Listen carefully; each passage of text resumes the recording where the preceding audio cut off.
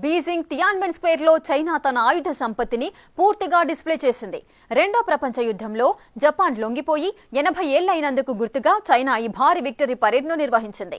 ఈ సందర్భంగా శాంతి కోసం కట్టుబడి ఉంటామని, అలాగే అణు ఆయుధ రహిత ప్రపంచంపై మాట్లాడుతూనే చైనాను ఏ శక్తి ఆపలేదని, తమపై దాడి చేయాలని చూస్తే సహించేది లేదని జిన్పింగ్ అన్నారు. ఇంతకీ ఈ పరేడ్ ద్వారా చైనా ప్రపంచానికి ఏం మెసేజ్ పంపింది? ఒక్కసారి ఈ సీన్ చూడండి. ఒకే ఫ్రేమ్ లో జిన్పింగ్, పుతిన్, కిమ్ ముగ్గురే అమెరికాతో ఢీ అంటే ఢీ అనేవారే. పైగా కమ్యూనిస్ట్ దేశాలు. ఈ ముగ్గురు కలిసి ఒకే స్టేజ్ పై నుంచి చూసిందేంటో తెలుసా?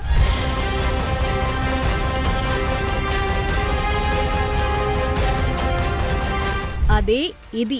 సెప్టెంబర్ 3న చైనీస్ మిలిటరీ పరేడ్ ఫుల్ డిస్ప్లేను చూశారు. గత 66 ఏళ్లలో ఓ నార్త్ కొరియా అధ్యక్షుడు చైనా మిలిటరీ పరేడ్ కు రావటం ఇదే తొలిసారి. పైగా కిమ్ తన కూతురుతో వచ్చాడు. అయితే ఆమె కనిపించలేదు. తన ఆయుధ బలగాన్ని యావత్ ప్రపంచానికి చూపించింది డ్రాగన్. సైనిక ఆధునికీకరణ, గ్లోబల్ సూపర్ పవర్ గా తన సత్తా ఏంటో చాటింది. గాలి, నీరు, నేల, అంతరిక్షం ఇలా ఎక్కడైనా దూసుకెళతాం, ఎవరినైనా ఢీకొడతాం అన్నట్లుగా మిలిటరీ పరేడ్ సాగింది. చైనా దగ్గర ఇన్ని రకాల డిఫెన్స్ ఎక్విప్మెంట్ ఉందా అని చాలా దేశాలనుకున్నాయి. 1950 తరువాత ఆధునిక కాలంలో చైనా ఒక పెద్ద యుద్ధం కూడా చేయలేదు. కానీ ఇవన్నిటినీ ఒక్కొక్కటిగా పోగేసుకుంది. రెండో ప్రపంచ యుద్ధంలో జపాన్ లొంగిపోయి 80 ఏళ్లైనందుకు గుర్తుగా ఈ పరేడ్ నిర్వహించింది. ఒకరు కాదు, ఇద్దరు కాదు, ఏకంగా 26 దేశాధినేతలు ఈ పరేడ్ లో పాల్గొన్నారు. షెహబాజ్ షరీఫ్, ఆసిమ్ మునీర్ కూడా ఈ పరేడ్ కు వెళ్లారు. చైనీస్ వెపన్ సిస్టమ్స్ లో ఇన్ని వెరైటీలున్నాయా అని లెక్క పెట్టేందుకు కూడా టైం సరిపోదు. అంతలా డ్రాగన్ చైనా డిఫెన్స్ ఎక్విప్మెంట్స్ ను పోగేసుకుంది. ఇప్పుడు కొన్ని స్పెషల్ వెపన్స్ ను చూద్దాం.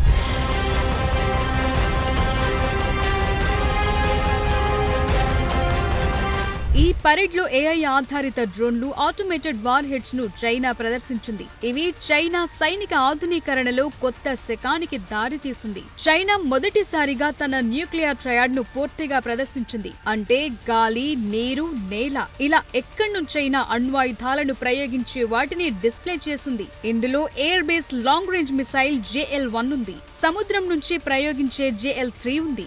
ఇక DF-61, DF-31 భూమి మీద నుంచి ప్రయోగించే ఖండాంతర క్షిపణి అణ్వాయుధాలు. 7500 మైళ్ల రేంజ్ తో వాషింగ్టన్ ను ఇది టార్గెట్ చేసే వీలుంది.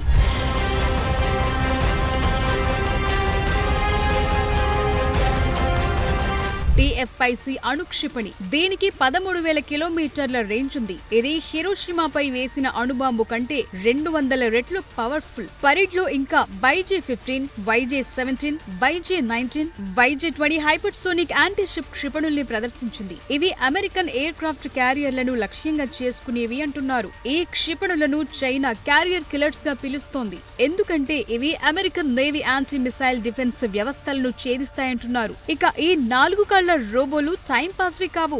70 కిలోల బరువుండే ఈ రోబో డాగ్లు శత్రు స్థావరాల దగ్గరకు వెళ్లటం, రియల్ టైం ఫుటేజ్ అందించటం, కష్టమైన భూభాగాల్లోకి సామాగ్రిని తీసుకెళ్లటం, అటాక్స్ చేయటం వంటి స్పెషాలిటీస్ ఉన్నాయి.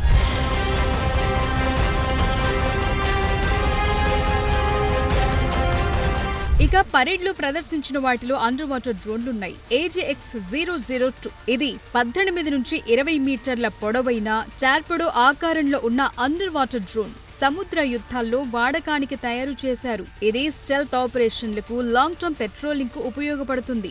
షిప్ల నుంచి లాంచ్ చేయగల అన్మాన్డ్ హెలికాప్టర్లను ప్రదర్శించారు. JJ-11 drone unmanned combat aerial vehicle కూడా ఉంది. పరేడ్ లో సైబర్ స్పేస్ యూనిట్ కూడా స్పెషల్ అట్రాక్షన్ గా నిలిచింది. సైబర్ వార్ఫేర్ లో చైనా దూరదృష్టికి ఈ వింగ్ నిదర్శనం. ఇక డ్రోన్ దాడులను తిప్పికొట్టడానికి యాంటీ డ్రోన్ లేజర్ వెపన్స్ ను పరేడ్ లో తొలిసారి బాహ్య ప్రపంచానికి చాటింది. ఇక కీలకమైంది HQ-21 స్పేస్ డిఫెన్స్ సిస్టమ్. ఈ సిస్టమ్ తక్కువ భూకక్షలో ఉన్న శాటిలైట్లను టార్గెట్ చేసుకుంటుంది. అంటే స్పేస్ వార్ లోనూ చైనా పవర్ పెరిగిందని ప్రపంచానికి చాటింది. ఇక J-20 స్టెల్త్ ఫైటర్ జెట్లతో ఆకాశంలో విన్యాసాలు చేయించారు. ఇవన్నీ వెస్టర్న్ కంట్రీస్ కు చెక్ పెట్టేందుకే.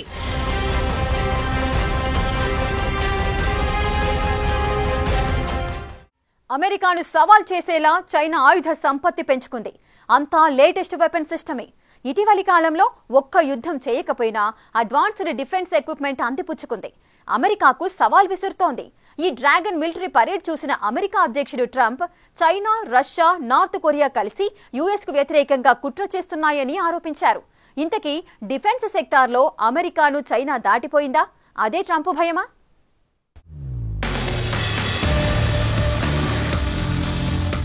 భవిష్యత్ యుద్ధ తంత్రాలంతా ఆటోమేటెడ్, అలాగే డిజిటల్ గా మారుతున్నాయి అనడానికి చైనా మిలిటరీ పరేడ్ నిదర్శనం. ఒకప్పుడు లక్షల సంఖ్యలో సైనికులు అవసరం, కానీ ఇప్పుడు సైనికులు తక్కువ ఉన్న టెక్నాలజీతో దెబ్బకొట్టే మిలిటరీ ఎక్విప్మెంట్ అవసరం. ఈ పరేడ్ తో చైనా తన లేటెస్ట్ టెక్నాలజీని ప్రదర్శించింది. గతంలో చైనీస్ వెపన్స్ అమెరికన్ లేదంటే రష్యన్ టెక్నాలజీ కాపీ ఆధారంగా ఉండేవి, కానీ ఇప్పుడు చైనా దేశీయంగా కెపాసిటీలను పెంచుకుంది. అయితే ఈ కొత్త ఆయుధాలు యుద్ధాల్లో ప్రూఫ్ కాలేదు, ఎందుకంటే చైనా తన ఆధునిక యుగంలో ఒక్క యుద్ధంలో కూడా పాల్గొనలేదు. ఈ ఆయుధాలు ఎలా పనిచేస్తాయో ఎవరికి తెలియదు. పైగా అమెరికన్ ఎక్స్పర్ట్స్ ఇవన్నీ పేపర్ వెపన్సే అంటున్నారు. తమ B-2 బాంబర్ ఒక్కటి చాలంటున్నారు.